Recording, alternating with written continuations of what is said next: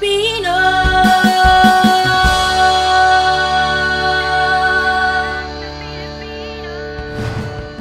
Sabi nga nila, ang bawat pagsubok ay nagpapalakas sa atin.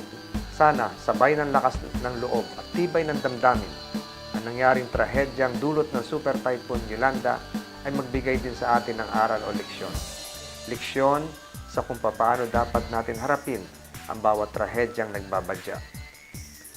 Hindi na pwedeng bahala na lang ang ating ugali. Libu-libong buhay ng ating mga minamahal ang nawala sa bagyong Yolanda. Kaya't marapat lang na baguhin natin ang sistema natin sa paghahanda sa anumang disaster.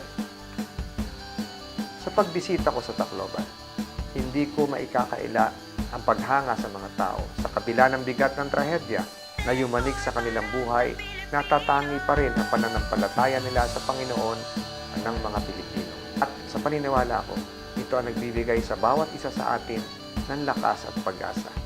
Maraming salamat po sa inyong pagtutok. Sa isa na namang oras na puno ng makabuluhang impormasyon. Hanggang sa susunod na Sabado, alas 2 hanggang alas 3 ng hapon, dito lang sa Net25. Ako po inyong lingkod, Francis Tolentino.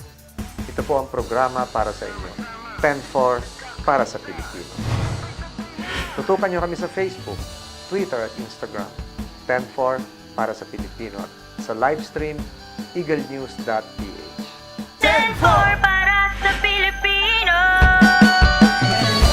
10-4 10-4 para sa Pilipino na nais umasenso ka.